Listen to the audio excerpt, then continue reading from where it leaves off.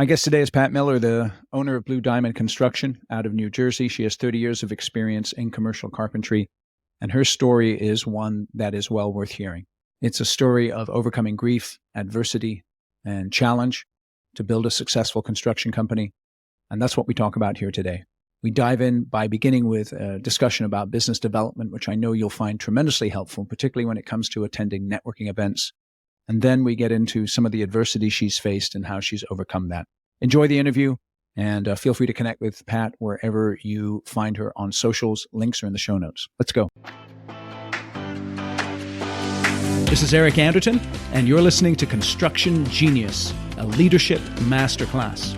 Thomas Edison said that genius is 1% inspiration and 99% perspiration.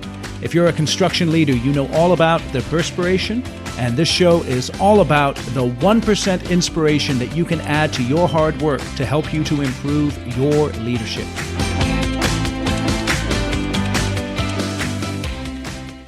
Pat, welcome to Construction Genius. Thank you for having me, Eric. My pleasure. Please introduce yourself to the audience. Tell them a little bit about you and your business and what you do.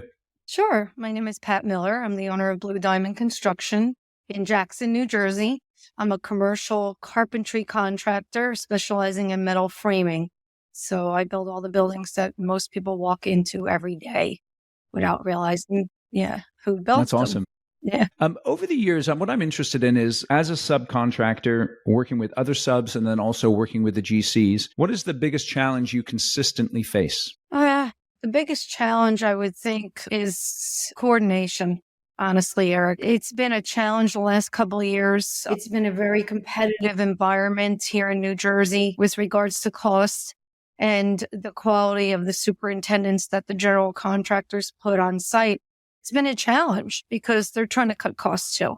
So the biggest thing is coordination of the trades. Basically, they ignore it the entire job and they try to throw everybody in at the end. And we all know when everybody trips over each other, nothing gets done. So that's been quite a challenge. We kind of talk to each other to work together because nobody gets anything done if they're all in each other's way. So that's one of my biggest challenges recently. And I think it's a direct result of the economy and the bidding and the costs. How do you know when you have a subpar superintendent on the GC side? What are the first signs of that? Well, he's usually sleeping in the truck. They don't usually, they're not on site. End of story. They come on site, they introduce themselves, they get a grip on whether you know what you're doing or not. And if you do know what you're doing, they feel like they don't have to do anything, which I kind of understand because that's the advantage of having experience is having that over the other contractors. But you still need to coordinate. There's still owners supplied items that we don't know when are coming, what time. They'll give you a schedule, but lack of meetings, coordination, again, it's just been difficult. So, it's really nice when I work with contractors that I've worked with before because then we just have each other's phone numbers and we talk to each other. When can I come in? It's just the way nobody makes any money. If you coordinate with each other, you make money because if you got everybody standing on the top of each other's shoulders, you're not going to make any money because you can't have a floor guy in, right? When you're trying to do acoustical ceilings. So it just doesn't work. Describe to us how you structure and participate in a coordination meeting. Obviously, the GC has got some influence on that, but in an ideal world, what does that look like? Well, I always say, I might be wrong, it's my opinion, but I always say the carpenters run the job. First one's on, last one's off. We lay out all the walls and we do the trim going out the door. So I kind of attend the meetings. I listen to what they have to say respectfully. And then I kind of give my 2 cents. And I'd rather do this area first so this guy can get in there. And just look, we all make money when we get pushed. So if I don't make any money if I sit around, there are contractors that like that. They want to just come in a couple of times a month and just do it on their free time. But I like to push the job. So I kind of analyze the job. I go through it. I bid the job. Once you bid it, you know how to build it. So I kind of put my angle on where I'd like to start, what I would like to get done first. This way it kind of flows easier. This way I could flip back while somebody's in this area, I can go to another area. So that's how I angle myself in the first kickoff meeting. And then usually after that, we don't We don't really meet, the retail stuff. We just talk to each other and we get the job done. We have a drop dead date, right? So we have a completion date and the owners come for their walkthrough and they're usually happy. So if they're not, I'm sure the JC will hear it, right? How do you deal with a situation where one of the subs does not have their act together? And, like you say, I mean, you're in your mindset, and I hear it from the best subs, we run the job. That's totally acceptable. But then you have someone who's dragging their feet. Maybe their guys suck. Maybe they don't show up on time and they're getting in the way. What do you do in that situation? Well, try to talk to them on site. You give people the benefit of the doubt. I just was on a job like that. The HVAC contractor didn't know how to drive a lift. He was running over all my walls. And he forgot to order some stuff. So, he kind of pushed me back doing ceilings because I had to wait 2 weeks for his material to come in. Hey, what are you going to do though? I mean, I'll talk to the super. I'll let them know where I am. But at the end of the day, they don't really care. Honestly, just deal with it as long as we meet the end date. But I try to talk to them in the field, trade to trade. This way they kind of understand a little bit more when you talk to them directly. Instead of going to the super and then they send out an email and then people get mad. You know how it goes. It just flows downhill. So I try to do that, Eric. I try to talk to them and let them know, look, I'm going to be in here. I just did it. I said, look, I understand you're behind, but you better be done by Wednesday because I'm coming in here Wednesday and then you got to go around all my stuff. So I give them a week or two max.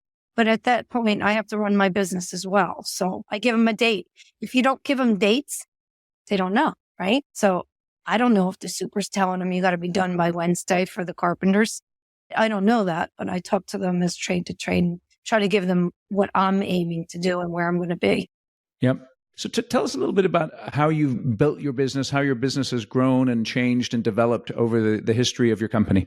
Okay, so it's a great story. It's in the book that I wrote. So we started out, my late husband was a commercial carpenter in the union, and he was unemployed more than he was employed.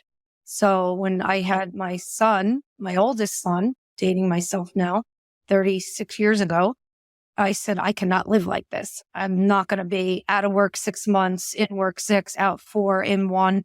So I took $100 of his layoff check. And it was only a $400 check back then in the early 90s. And I went out and bought flyers and business cards because I have a degree in business and accounting. And I put them in all the retail stores, empty stores. I around the whole 20-mile radius of where we lived in Book, New Jersey. And we got a call from someone. It was a Workout World gym.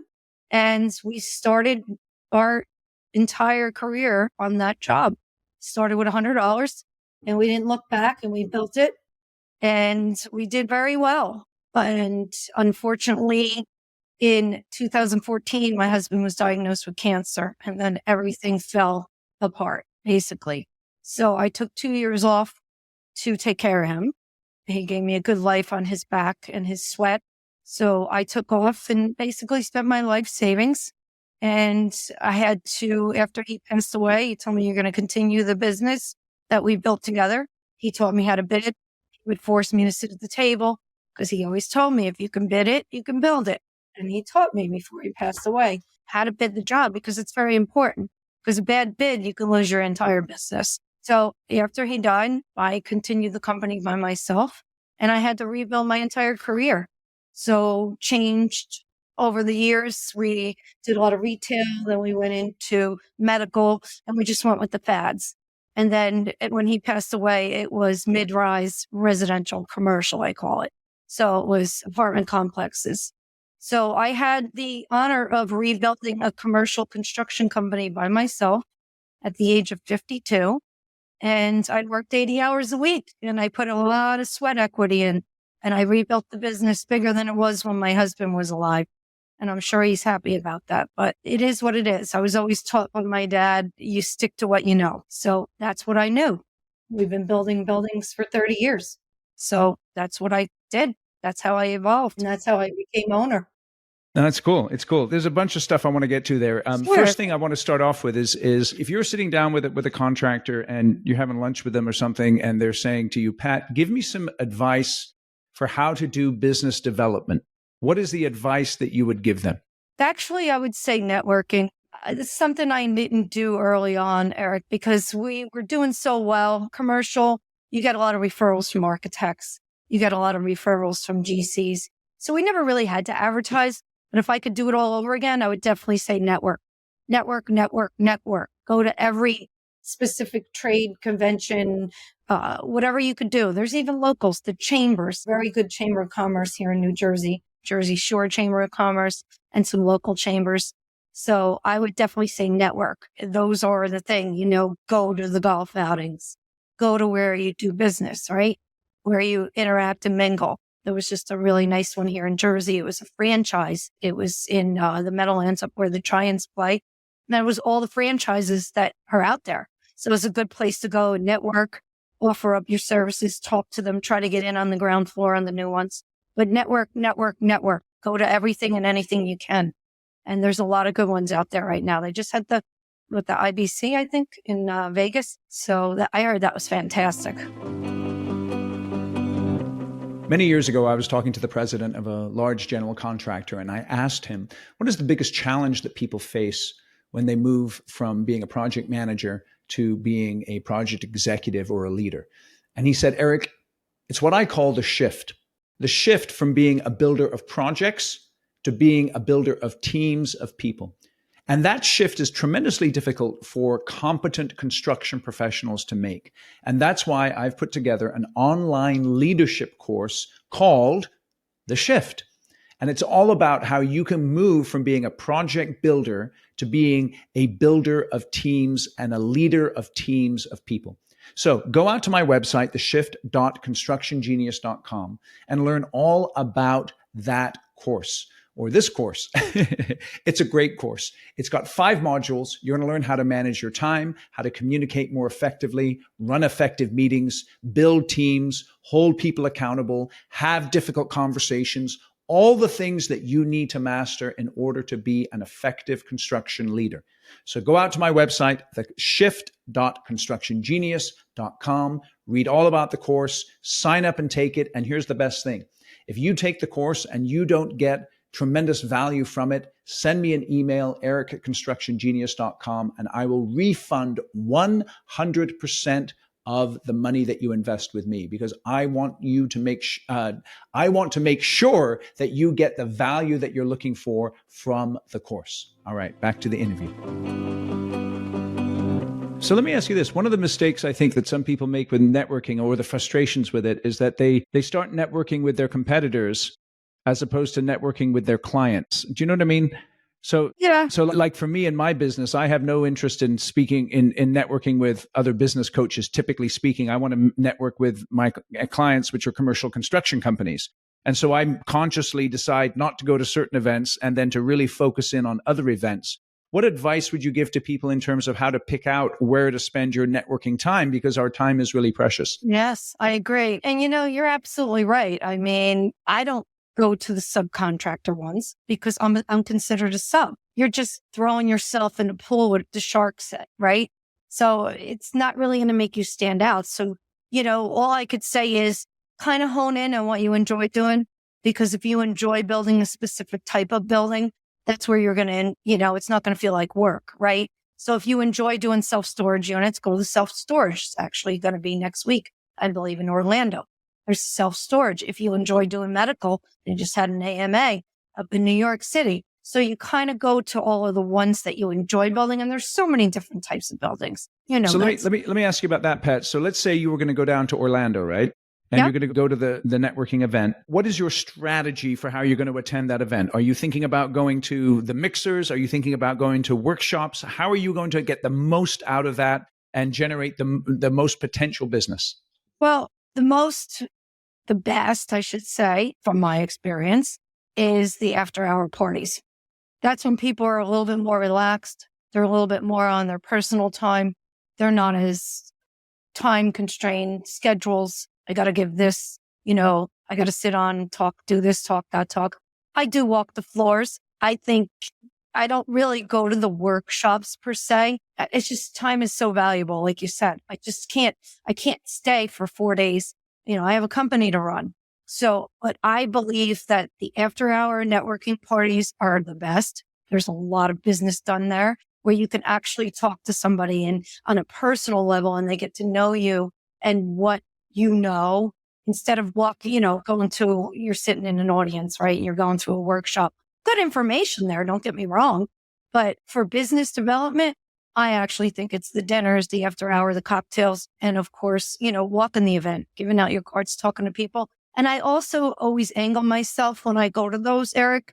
I usually go with people that I do business with, but not my type of business. So I'll be going with an environmental group that I refer them, they refer me. So we don't work together. We don't give each other any points or anything like that, but we work parallel. So when they have contracts for a national account and they're looking for carpentry contractors, they'll refer me. And then I always refer them when there's a developer who's got something going on with their soils and their testings. And it works. It's synergistically working. It's dual respect for each other. And we both have very good reputations. So it works out for both of us. And I try to go to those with somebody who I do business with, who knows how I do business, and I know how they do business. Now, why do you try and go with somebody? What's the logic behind that, Pat? Well, like I said, I like to meet their contacts, and then I like to introduce them to mine. You understand? Because I am going to be like next week, I already have a couple of self-storage buildings under contract. So they don't have their environmental. I like to introduce them.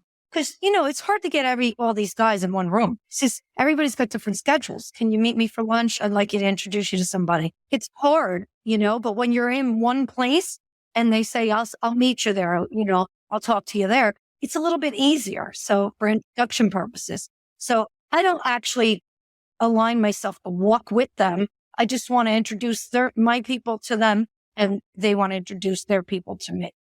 Beautiful. I love that. Yeah. It's a great strategy. Let me ask you about this. So let's say you're approaching a conversation, and I'm asking you this in detail, Pat, because a lot of people are super uncomfortable about going to networking events and they find them really challenging. How do you begin a conversation with someone? Let's say you've got someone in front of you, you know that they're your target audience, there's someone that you want to talk to. How do you break the ice? What are you looking to achieve in that conversation? Well, that's a good question, because what I do is I get the list up front. I know my audience. I want to know who's there. I target who I want to talk to. And then I do my research on who they're working with now. So when I introduce myself, like I said earlier before we came on, after 31 years, you kind of know a lot of people. Yeah. So I introduce myself and I tell them who I am. And then I'll say, I understand that you're working with, and I'd like to have the opportunity to do some of your work. I've already worked with this one of your competitors, or whatever the conversation may lead to. But I do my homework, Eric. So I find out who's there.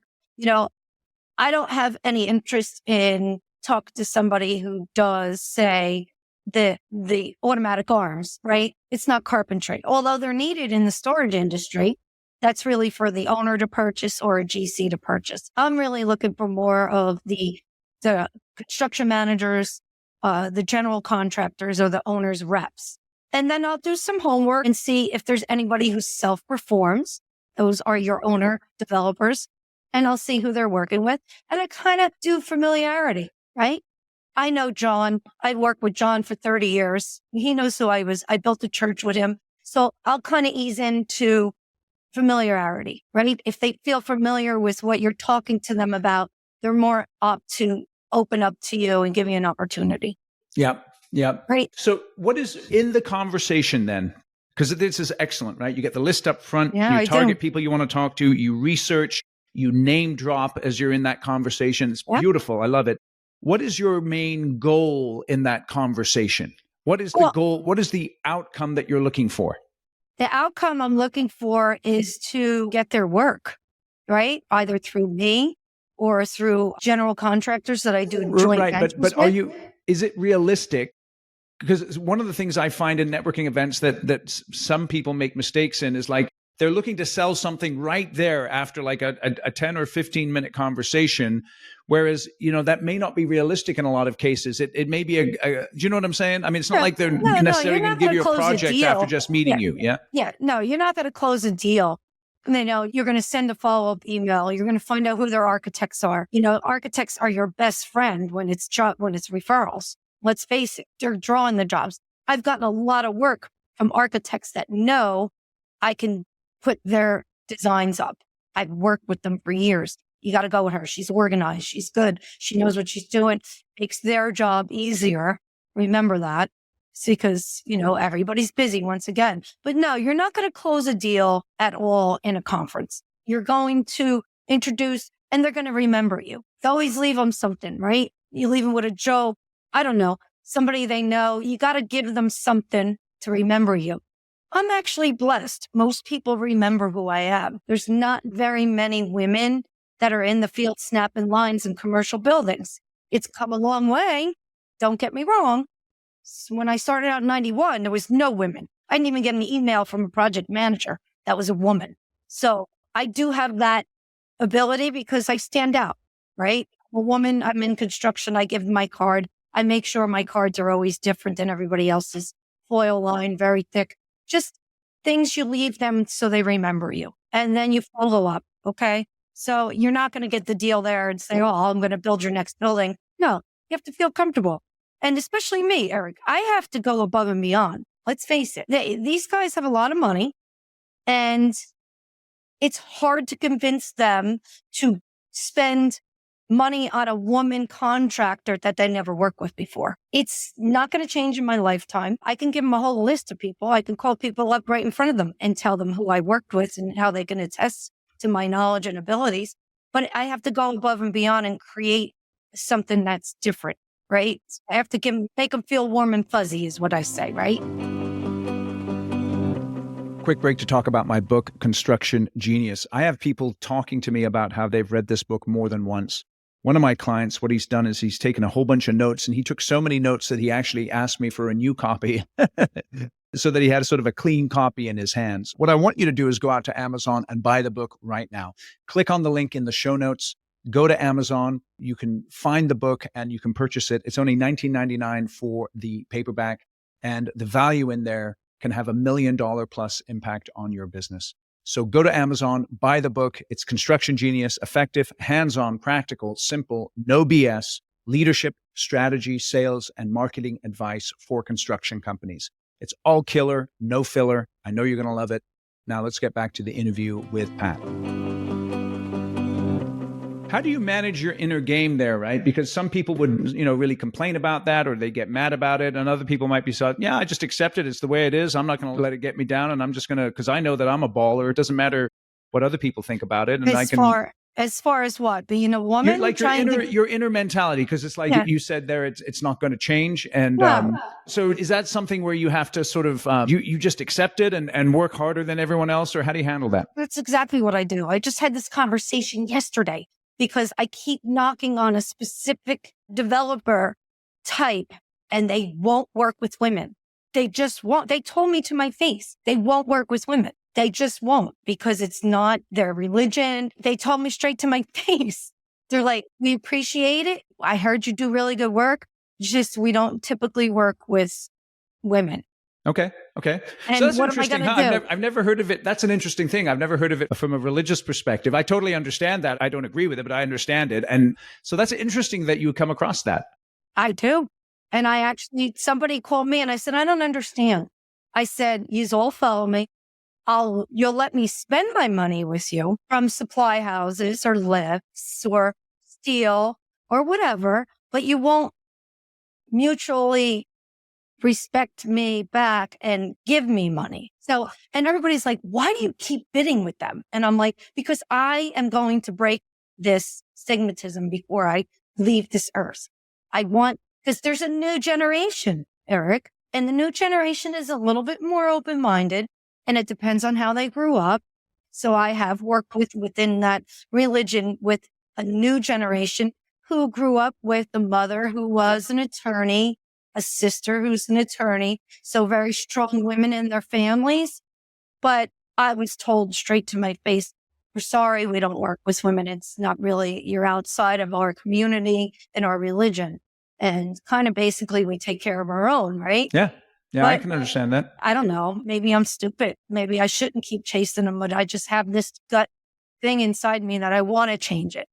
Yeah, so that's the thing. It's like, because some people might say Pat, there's plenty of fish in the ocean, right? Just go after the ones who want to work with you and don't sweat it. I understand what you're saying. I want to change it, and that's good too. It's interesting the kind of decisions that we make, particularly when it comes to running our businesses.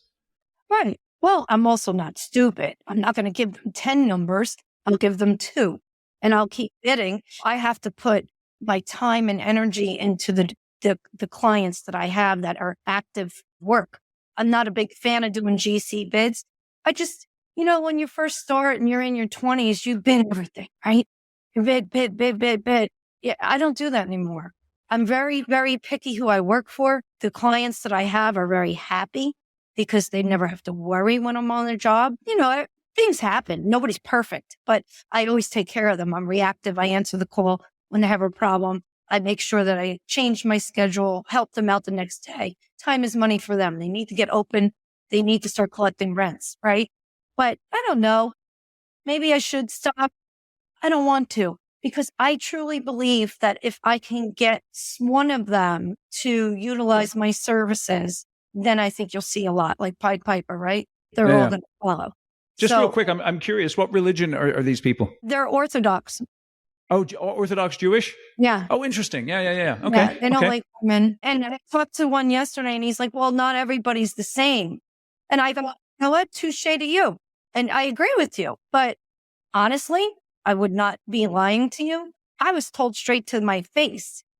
It's not something I made up that sorry, we don't work with women. Maybe it's an old mindset developer. I don't know. But he's like, oh, that's ridiculous. We don't think that way at all. I said, well, that's very refreshing because I'm happy to hear that it's changing. But out of the last 100 projects I bid, I haven't gotten one. Right. So for me to say. It's interesting though, like living in a pluralistic society, right? And accepting the views of others and then deciding what views are acceptable and what views are not acceptable. Yeah. But who am I? Right. I can't tell them how to feel. It's a free society. That's one thing I never do. I never tell my clients how to spend their money. Right. If they want to do it, I'll talk to them. I'll give them the pros and the cons, and then it's up to them. I don't tell them how to spend their money, and I have no right to tell these guys how to spend their money. If that's what they choose to do with their money, then they have every right to do that. Do I think it's right? I don't think it's right, but they don't know me. So once again, we're circling back to it takes a lot of confidence for a $30 million project for a developer to give me their carpentry, right? Right. It's a lot of money. It's interesting. Yep. 20%, sometimes 30%, depending on how many trades I get. Because I do fire caulk, I do everything, shelving, carpentry. So, you're talking about possibly $10 million. It's a lot of money. Let me ask you this. Like when you found out that your husband had cancer, how large was your company at that point? We were doing pretty good. We were making good profit. We were probably doing, I don't know, got sick in 14. We're probably doing like $5 million a year, which is a lot because my husband worked. So he ran the jobs and he also worked with a belt. So you got 2 jobs in one, right? We don't have to hire a super or a foreman. We don't have to hire another carpenter. So when you found that out, did you stop the business just to take care of him? Is that how you guys did it? Yeah, what happened was he started taking treatment and we were winding down to the smaller stuff. So we were doing European wax centers. They're little tiny fit outs, right? We were doing those and he was coming and he was sick. He was so sick. And then I just said, that's enough. So I called everybody that we were working with and we finished what we had. And I just had anything I bid, they called for us to do. I said, I just can't take it right now, or he's really sick. And they were very respectful. Why did you decide to continue the business after your husband passed away as opposed to just doing something else? Because I've been doing it so long. And look, I'll make you laugh now. You want me to make you laugh? Commercial construction, I compare it to being a stripper. Once you get used to the money, you keep saying you're going to get out. When you get that $100,000 check, right? All right, maybe one more job. That's right. That's beautiful. That is beautiful. Being a stripper is bad. Oh, it's good money. So how am I going to get out of debt? I spent over $1 million in medical. I was $250,000 in debt. because I had no income and my husband had bladder cancer and there was no treatments for bladder cancer in 30 years. So it was a constant battle with the insurance companies because they wouldn't approve the drugs because they're only approved for breast or kidney. And it was always a struggle. And then he was in a clinical trial, and clinical trial only pays for the drug. And you have to follow their treatment plan. And that includes MRIs, doctor's visits, scans, and you have to pay cash for that. So I spent a lot of money trying to save his life. And what am I going to do? I'm going back to being a bookkeeper, making $25 an hour, or I use what we did and what we put together. And it's in the book I wrote, Kicking Karma's Ass. Yeah, I got on the phone and I called everybody and they knew what was going on because my husband was very well liked. He was a master carpenter, one of the few that were left, honestly. He could build anything. Let me ask you this then. So he taught you how to bid, which is awesome. Yeah. What about, like, obviously you need people to build the work. Do you build it as well? Or how did you handle all of that part of it? So I hired a foreman and he was actually a relative. And that's a whole nother story in itself. Working with family is never a good idea, but that's my opinion. Okay, so hold on a second then, because people have different views on this. Why do you say working with family is never a good idea? In my situation, they're not happy with just getting a paycheck. They feel like they're doing something for you and they want more. So in my situation, they wanted to own part of my business. And I said, I'm sorry, I might be a widow, but I'm not stupid. I'm born at night, but not last night. I built this with my husband and I'm going to leave it to my two sons. And don't get me wrong, Eric, I paid him very well, $50 an hour, truck, benefits. I gave him cash bonuses and I gave him SEP IRA donations. So it wasn't like I was cheating him. I was paying him very well, but it's never enough. When you have that close of a relationship and they see your business, they want more. I gave you this. I did this. You're only successful because of me. I. And it just never works. After a while, it's like, I'm exhausted. So what did you do in that situation? Well, eventually we parted ways. I had to. I hired somebody outside and they're my foreman, but I had my finger on the pulse of the business. I went to the job. I laid out all my jobs. I lay out all my jobs. Oh, you do that then? Yes, I lay out. So and so your husband taught you how to do that before he died? Yeah. That's pretty awesome. That's really awesome. Yeah. So I'll take the drawings and I'll go to the site and I'll take my lead foreman and we'll roll out the drawings and I snap the lines. I sign the drawings and I get the super to sign off on them and we're off to the races. And then I come 2 to 3 times a week and I tell them what I need done by what date. And it's a lot easier now because I'm still in the office. I still have meetings with clients. I'm still working with other people and I'm still bidding. So you can't stop bidding just because you have a job. How long do you think you're going to be in the business? I was hoping I'd be out, but I don't know what happened with this last administration. I wanted to be out before 62. I think 5 more years. They have a 5-year plan. Now, you mentioned your sons. Are you bringing your sons into the business? Are they already in the business? No, well, my oldest son, Keith, he's a longshoreman, so he's got a very good job. But he worked at least 8 years with his father, so he knows the industry. He knows the trades. He knows how to hang ceilings. He knows how to hang a door. My youngest son didn't work as much. He was a hockey player, so he was in Canada most of the time. He does know the industry. He works for PSE&G locally. He's a foreman for the gas company. So he does all the big, large hookups in the street. But when I'm ready, it's not good to work with them. Hard to take, they're men. Okay. They're men. They're alpha males. I raised them that way. I raised men to be independent. And it's kind of hard working with your mom. And I'm the boss. Work is work. Family's family. Right. So it's kind of hard to draw the line. But eventually, when I'm ready, the last 2 years, I'll probably bring them in. Do they want to come in? Kevin does, my younger one. I think it's because he didn't work as much as Keith did. He knows that he likes people. They both are good talkers. They got that from their mom. So they're very good with people. I think Kevin would. I think Keith would too. I mean, he didn't want to take the job on the dock. He's a longshoreman and my husband fired him. It's a funny story. He's like, no, I really like doing what you do, Daddy. He goes, no, you don't. He goes, because when you're making money, it's good. But then you have to learn to hold on to it for 5 months when the economy's bad or it's slow, right? He goes, you can go and get pension, right? You can get an annuity, you get benefits, and you don't have to worry at night. It doesn't keep you up at night. So hopefully he'll be able to retire young and he'll have a part-time job. So if you had to do it all over again, knowing what you know now, what would you do differently? Play the lottery more. Like I said earlier, I would network more. I'm really, really sorry I lost that much time networking because I get a lot out of it. I've been doing it the last 4 years. It was done by happenstance. Hey, what are you doing? Just stop by. Because a lot of these bigger firms, these international firms, they have like their own little networking thing. They don't have a conference. So they'll have like a local restaurant, stop by, eats, picky stuff, meet this architect, meet that. I would do that a lot and probably not work with family, honestly, because it wound up causing a lot of rift. And I always said, I don't understand. You work and at the end of the week, you get a prize. It's called a paycheck. Why do you want to own my company? Why do you want to own my house? Everybody else works. You wouldn't talk to somebody else that you work for like that. And, it's sad because the relationship's gone because, I don't think it's worth it. As you age, you find out that other things are more important than money, right?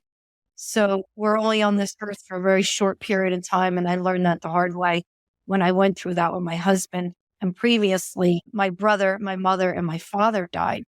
So I had my brother, my mother, my father, and my husband died in 3 years. So I was like a fly spinning. I couldn't figure out why everything was happening.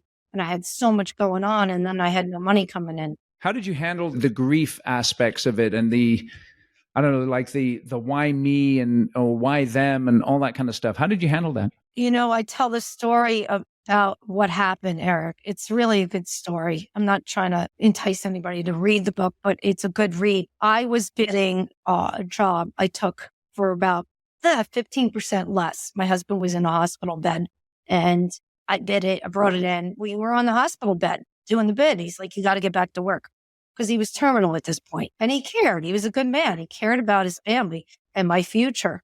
So I took the job. It's probably about a $1.2 million job. I took it for $9 million. I knew it was cheap, but I had no money. So the story in the book was the super had a fetish and he got caught doing something very inappropriate in his truck early in the morning on a laptop, right? So nobody wanted to say anything, but it was the talk of the job. So I talked to the GC, who I happen to be a friend of mine. I said, look, you're lucky I'm good. Okay. Because any other woman on job would have called the police. Number one, because that is against the law, what he's doing in public. I said, but you need to do something about it. So whatever. Long story short, he found out that I talked to his boss about it. So he had a score to settle with me. So when my husband was put on hospice, he called me when in the hospital and my guys were there. My foreman was there. We were putting up walls. We were building, demising walls. And he's like, you have to be on site. And I said, my guys are there. Is there a problem? No, there's not a problem. But this is corporate America. They have to move their subsidiary out by January 1st. And if you're not on site by next Thursday, we're pulling your contract. The client wants to see the owner. The owner's face, the owner on site. And I was like, okay. So my husband, I swear he was sedated. I swear he heard that story to this day. I swear he did. He died the next day on Friday. So I waked him on Wednesday. I buried him on Thursday and I had until Friday to show up or he was going to pull my contract. So now I have no money. I'm in debt. My husband's dead. What do I do? So I got up, cried my eyes out, and I went to work the day after his funeral. Well, I talked about how miserable and evil of a man he was, but in a weird way, he helped me deal with my grief because I had been through so much over 3 years. I could have laid in bed and cried for a year, but he forced me to get out of bed, forced me to face life and face reality. And that's one of my favorite sayings is you never know how strong you are until being strong is your only option, because I had no other option. My husband wasn't in bed anymore. There was no man that was supporting me. And I had 2 sons that thought I was probably on the verge of a nervous breakdown. And I had to be strong for them, for me, right? So that's how I dealt with the grief. And trust me, when we cry alone. When we laugh with others. It wasn't like I was a cold person. I had to do what I had to do to survive. So I had to get up and I had to face adversity. I had to get out there. So as much as that man was a jerk, I truly believe he was put there and did what he did to help me get through what I had just been through. I say, well, a higher power of some sort, right? We all cross paths for a reason. That's above my pay grade, Eric. But I do believe that we meet people for a purpose. Whether you believe in spirituality or not, you have to wonder why you meet certain people. I do business with a lot of wealthy people. And one of the smartest guys told me, he said, I'm very successful because I got lucky. I was in the right place at the right time. I was in a meeting. Somebody offered me a partnership. And that first $1 million that I made went with that partner who gave me an opportunity. I rolled it and I turned it into a large $1 billion business. Yeah. Yeah. It's interesting. It's interesting the people that we meet, because I think we can all do that, is we can look at our lives and think about the people that we've met that we didn't have any intention of meeting, but have had a tremendous impact on our lives for whatever reason. Absolutely. I think it's interesting what you were saying, though, as in terms of overcoming your grief and how getting to work and sort of filling your hands with the realities before you instead of being stuck in your grief really helped you to overcome that grief. Did I hear that correctly? It did. Because, it doesn't give you time. Like a lot of people say, oh, you just pushed it down and you got to get it out. No, I got it out. Trust me. Yeah. I cried a lot. Yeah. I cried enough for a river. There's a lot of hurt, but you can't bring that to work. Once again, I'm a woman in a man's world. I can't go to work with 30 guys on the job site and some blonde is crying in the corner. Yeah. They're going to be like all wigged out, like, oh my God, what do I say to her? I have to be strong. You have to be brave. You have to deal with what you have to deal with because, it's kind of like being a farmer, right? Maybe I'll explain it that way. You can't just stay in bed. The cows still need to be milked. That's right. Right? Yeah, no, that's a great way of putting it. Yeah, the cows do still need to be milked. The animals need to be tended to. Because if you don't go out there and tend to them, they're going to get sick and they're going to die. And there goes everything. So kind of similar, right? I had to go out and tend to the cows in the field, right? Yes. I had to go rebuild my business. So I always tell everybody it was like a HGTV, right? My career, they build houses over the weekend and to rebuild my business, my whole career at 52. I thought I had it all figured out. Yeah. We all think we have it figured out. Yep. Kids are grown, we're going to start traveling, and my life changed in one day. Yeah. My husband went to work. He had 0 symptoms. He went to the Porta-John and started peeing blood. Yeah. Never in a million years would you have told me 30 years ago that was going to be the way it played out. Yeah. But we never think it's going to happen to us, do we? We always think it's going to happen to the other guy. That's right. And I always say, if it happened to Ray Miller in Jackson, New Jersey, it can happen to you. Yeah. No, he was just an average guy. He's just an average guy. And that's the reason why, like you said, I picked up on what you said, how it helped me deal with the grief. And there was a purpose, right, behind stuff. And that's why I wound up becoming an author, because I said, I have to examine all this stuff that just happened to me. And I started writing. And I just started writing. I said, I have to tell my story. And it's an incredibly personal story, but it touches so many different people, from cancer, doctors, life insurance, case law, construction.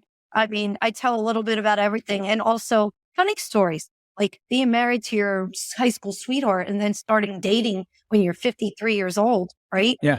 Tell us about where we can get the book. And I see it in the background there. Yeah. Give yourself a shout out there. Yeah. Yeah. You can get my book on Amazon. It's called Kicking Karma's Ass. It's a memoir. It's authentic stories told with a little twist of humor. You can reach me at patmiller.net. All the links are there. I have my own website, all my socials. I'm on every social, Instagram, Facebook, LinkedIn, the Pat Miller 11. And of course, my construction company. If you want to see what I do, it's bluediamondconstructionnj.com. And it'll give you a little taste of what I do. There's good pictures there. So I actually really am a commercial contractor. Because when I tell people I'm in construction, Eric, they're like, oh, isn't she cute? Yeah, right. No, that's awesome, Pat. I really appreciate your time. Yeah. She does. This is great. Yeah, she does renovations of bathrooms. Yeah, right. Thank you. So all of those links are going to be in the show notes. So you got to check it out. Go out to Amazon and get Pat's book and connect with her on the socials, wherever you're at. Pat, really appreciate you coming on the show. Thank you for sharing your stories here today. Yeah, my pleasure. Have a great day. Thank you for listening to my interview with Pat today. I hope you enjoyed it. I know I did. I think she's got a great story. And so you should go out to Amazon and buy her book and learn more about what Pat does. Click the links in the show notes to connect with her on socials. Check out her company. Thanks for listening. And I want to ask you to give the show a rating and a review wherever you get your podcasts. And I'll catch you on the next episode. Thank you for listening to this episode of Construction Genius. Hope you found that 1% of inspiration to help you in the next few days. If you like the show, please give us a 5-star review on iTunes, share it with other construction leaders who you think would benefit, and always remember that the show is brought to you by Kick-Ass Meetings. I've been working with construction leaders since 2004, teaching them how to run extremely effective problem-solving meetings that gets their people collaborating, taps into their creativity, and to get yourself a free copy of the Kick-Ass Meeting Report, go to www.ericanderton.com/kickassmeetings. Grab yourself that free report, read it, use it in your business. You'll find it extremely useful. And thanks again for listening.